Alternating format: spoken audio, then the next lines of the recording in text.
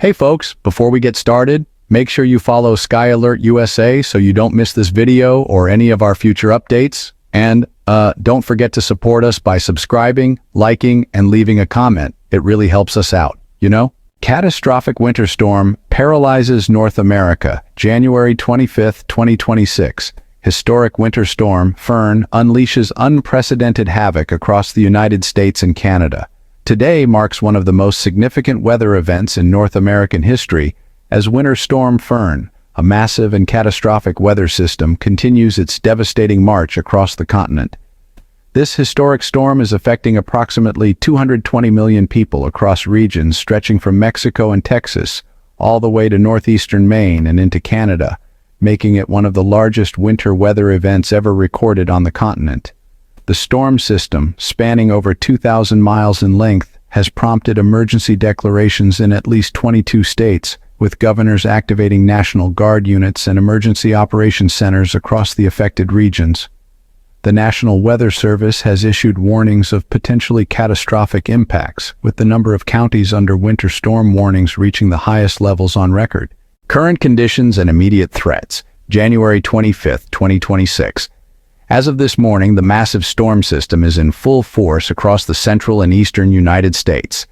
The weather pattern has created a convergence of multiple dangerous conditions: heavy snow accumulations, crippling ice storms, freezing rain, sleet, and, honestly, some dangerously cold Arctic temperatures that are creating life-threatening conditions across vast swaths of the nation. Southern United States, unprecedented winter crisis. The southern states are experiencing particularly catastrophic conditions, as these regions are ill-equipped to handle winter weather of this magnitude.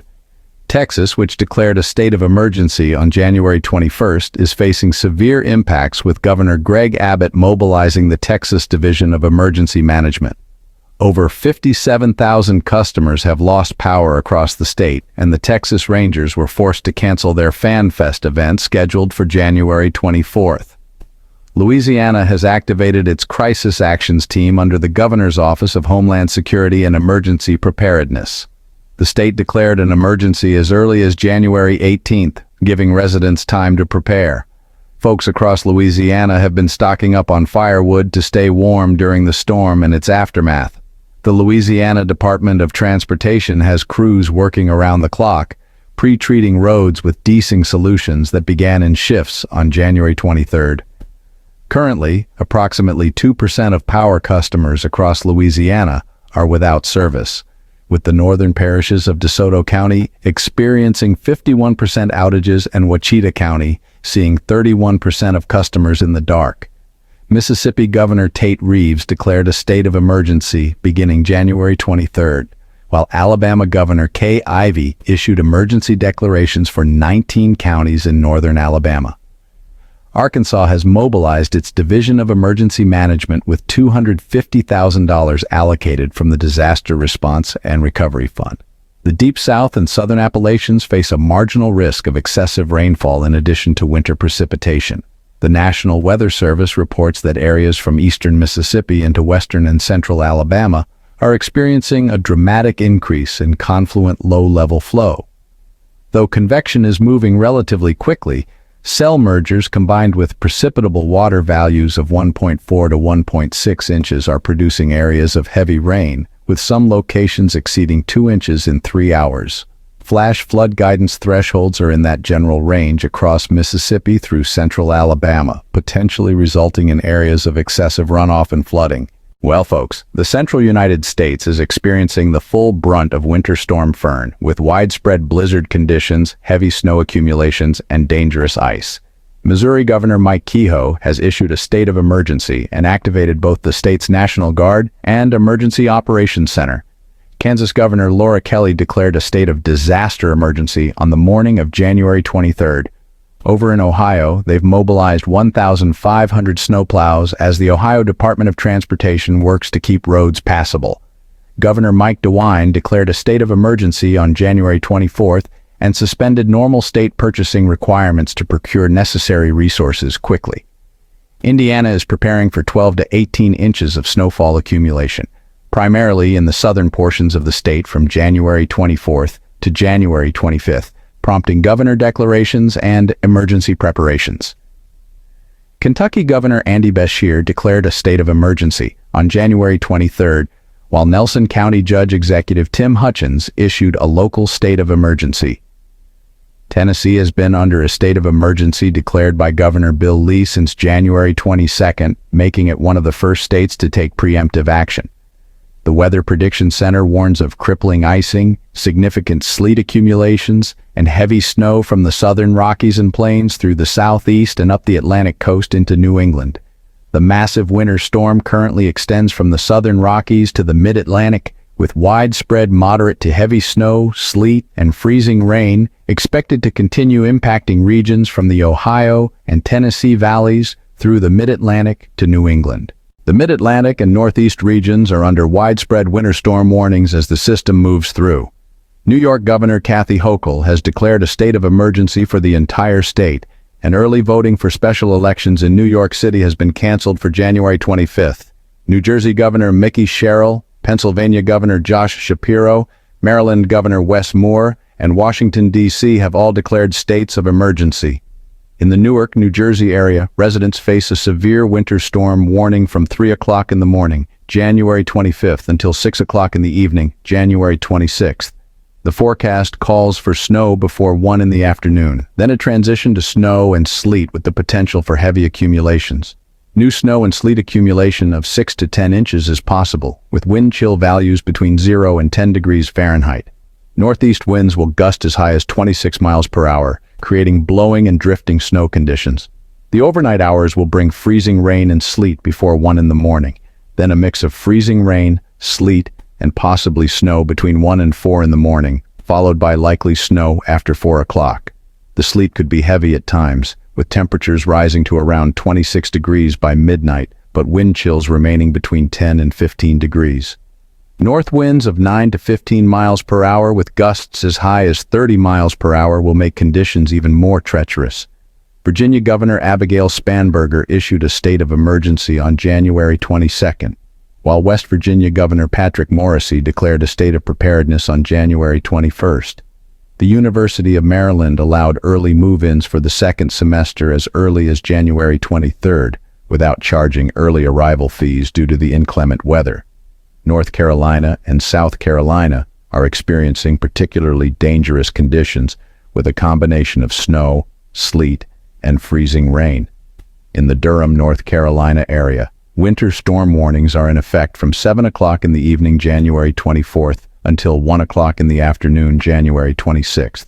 The forecast includes snow and sleet likely before 10 at night, then sleet possibly mixed with freezing rain, with the sleet potentially being heavy at times.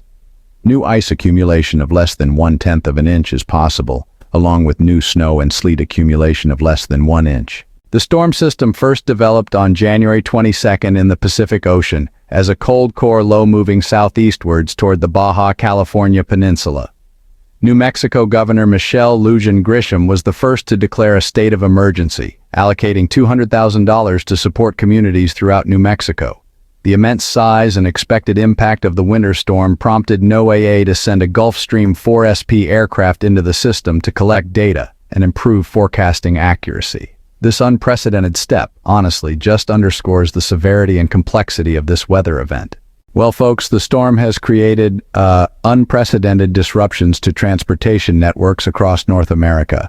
By 4:40 p.m. Eastern on January 23rd, over 560 flights were canceled. This number, skyrocketed to almost 4,000 cancellations on January 24th and has now exceeded 9,000 flight cancellations on January 25th, making this one of the worst weather-related travel disruptions in modern aviation history. Dozens of Amtrak trains have been canceled across the affected regions, stranding passengers and disrupting rail service along major corridors. Several sporting events have been postponed, and businesses across multiple states have closed their doors to ensure employee safety. As of late January 24th, at least 4 fatalities have been confirmed due to the storm. In the afternoon, a crash occurred near Lewisburg, Pennsylvania, due to the weather conditions, resulting in 1 fatality.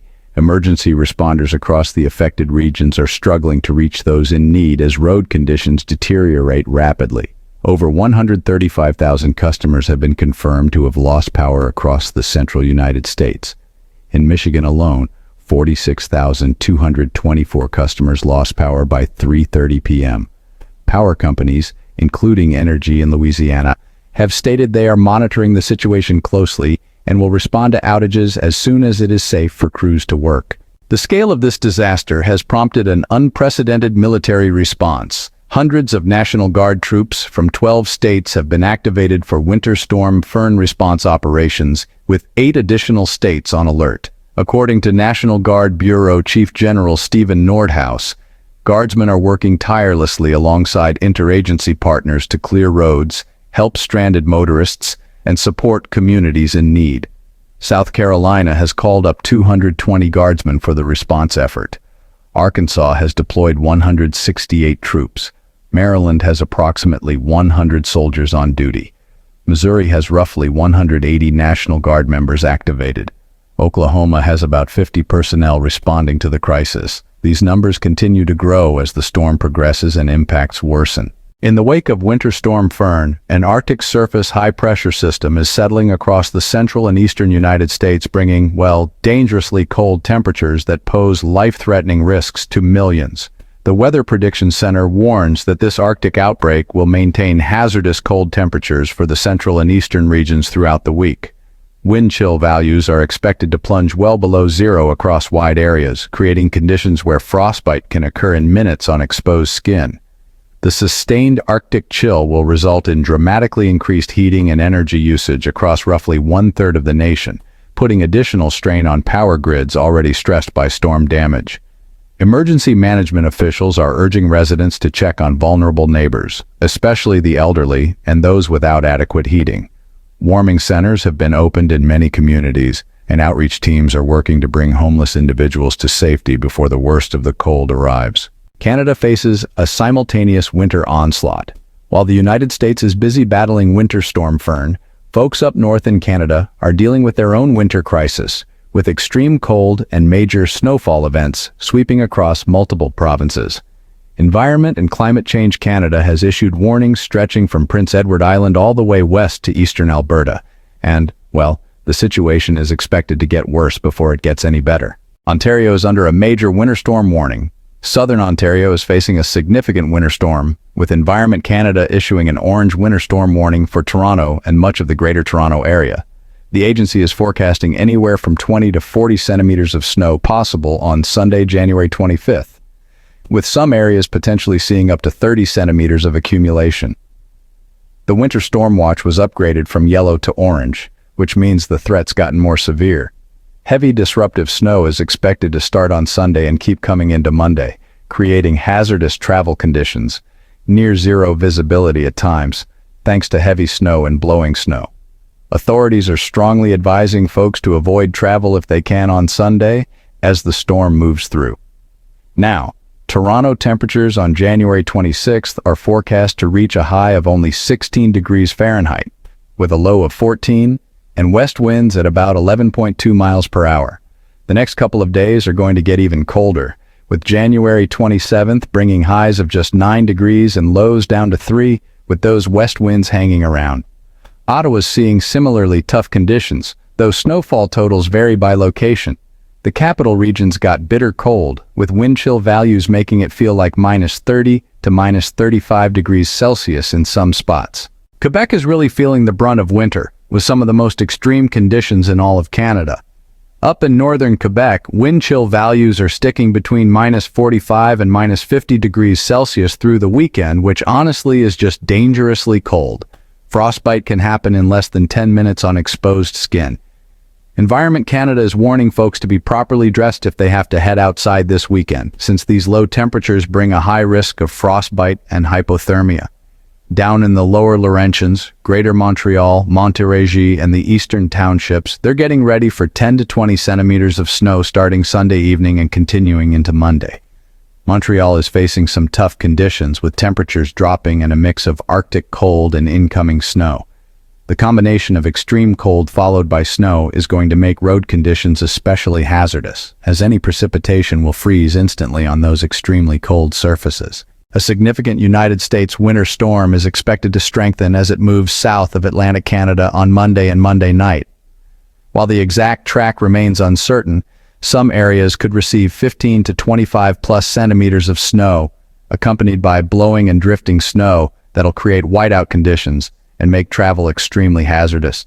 The Maritimes are experiencing very cold Arctic air this weekend, with daytime highs ranging from the minus teens to minus 20 degrees Celsius. Halifax is forecast to see a high of minus 14 degrees Celsius on Saturday, a temperature last observed in February 2023, December 2016, and January 2014. Wind chills could drop to minus 20 to minus 30 or even lower across the region. Environment Canada has issued warnings for all of Prince Edward Island and New Brunswick, with wind chill making it feel like minus 30 to minus 35 degrees Celsius in some areas. The northern edge of the U.S. storm system may bring snow to the Maritimes beginning Sunday evening, with snowfall rates and wind gusts intensifying overnight and into Monday. Snowfall totals of 10 to 20 plus centimeters are possible. Residents are being advised to prepare for potential school and business closures, as heavy snow and blowing snow will result in hazardous winter travel conditions. The storm track has shifted northward, increasing confidence for heavy snow across Atlantic Canada. New Brunswick and Nova Scotia face similar threats, with the potential for rain-snow mixes and coastal flooding risks during strong systems. The combination of high winds, heavy snow, and extreme cold creates a particularly dangerous situation for maritime regions. The prairie provinces of Alberta, Saskatchewan, and Manitoba are enduring dangerous Arctic air masses that are expected to dominate the region, especially in January and February. Areas face dangerous wind chills and prolonged deep freezes that will really test infrastructure and endurance. Winnipeg has experienced extreme cold that has closed several school or bus services for the second consecutive day. The frigid conditions have made emergency response operations significantly harder, with fire crews dealing with frozen equipment and quick freezing water, along with biting winds that hamper rescue efforts. Even some winter recreation activities are being paused due to the extreme conditions. The ski trails at Winnipeg's Windsor Park Nordic Center have had to close until Monday, as temperatures are simply too dangerous for outdoor recreation. Northwestern Ontario faces orange weather warnings ranging from Fort Severn to the Ignace and Fort Francis areas. Manitoba's deep freeze has forced another day of school closures and bus cancellations as authorities prioritize safety over education continuity. The bitter cold is expected to persist for several more days before any moderation occurs. British Columbia presents a stark contrast to the rest of Canada. While most of the country freezes, southwest British Columbia is experiencing relatively balmy conditions, with cherry blossoms blooming early in some metro Vancouver neighborhoods. However, this anomalous warmth comes with its own challenges, as Pacific storms bring torrential rain, high winds, and localized flooding risks to coastal British Columbia. Monday, January 26, 2026. The winter storm will continue to impact the eastern United States and Canada through Monday. The system is expected to move up the Atlantic coast, bringing continued heavy snow to New England and the mid-Atlantic states. Snow accumulations will continue to build, with many areas seeing total storm accumulations exceeding 12 inches and some locations potentially receiving 18 to 24 inches or more. The Arctic high-pressure system will continue to funnel brutally cold air southward and eastward. Wind chill values will remain dangerously low across the Midwest and Great Lakes regions. Chicago is forecast to see a high of only 10 degrees Fahrenheit with a low near zero and west winds at 11 miles per hour. New York City will experience a high near 19 degrees with a low of 12 degrees and northwest winds at 12.1 miles per hour. In Canada, Toronto will see the winter storm taper off during the day Monday, but temperatures will remain frigid with highs around 16 degrees Fahrenheit and continued west winds.